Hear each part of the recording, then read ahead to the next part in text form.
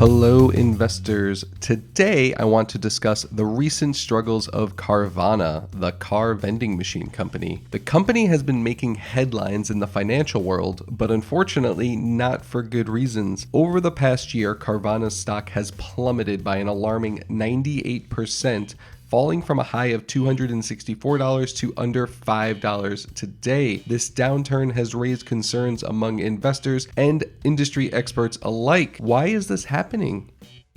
Debt, my friends. Carvana has a lot of debt. They owe interest and loan payments to multiple creditors, and those creditors are worried that Carvana will not be able to pay back the debt real soon. Let's look at the numbers to see what this looks like from a value perspective. Carvana is not a profitable company. Obviously, earnings per share coming in poorly at negative 4.18 per share. Ouch. Revenue growth over the last year is amazing, actually. 5-year average is over 100%.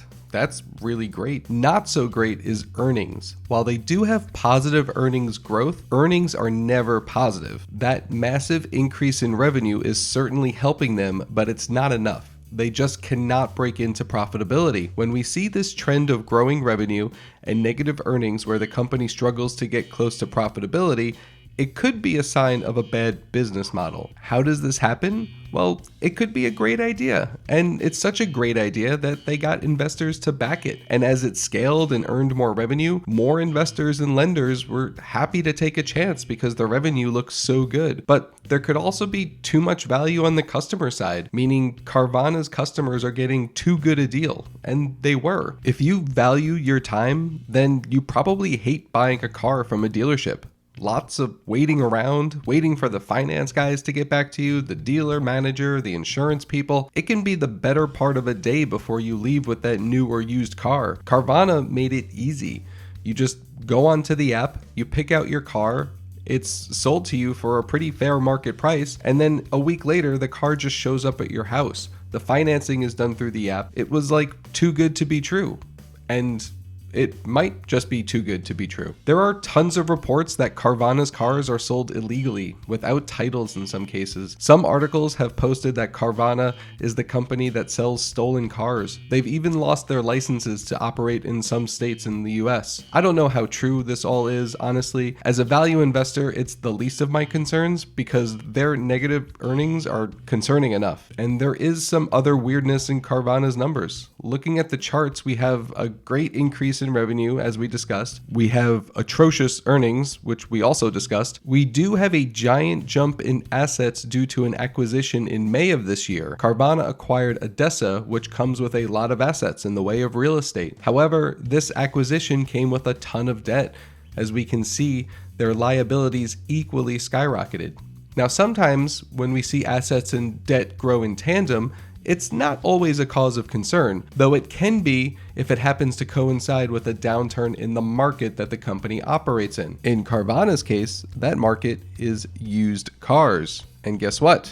The used car market is unfortunately down. Used car prices are dropping fast while interest rates rise this year, and the demand for used cars has also fallen. Carvana is potentially, with the market tanking around it, Carvana's debt holders are calling in payments. Carvana only has a couple of quarters worth of cash on hand before it needs to take action. That action could be a debt restructuring deal.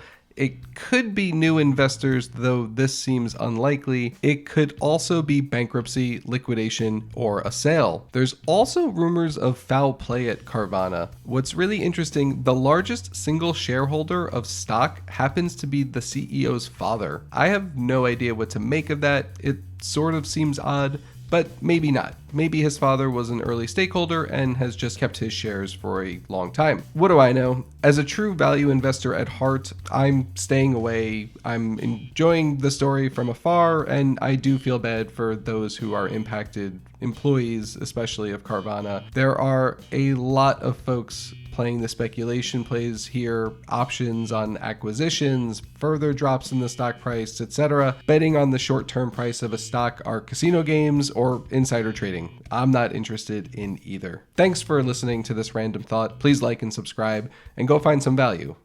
Not Carvana, real value.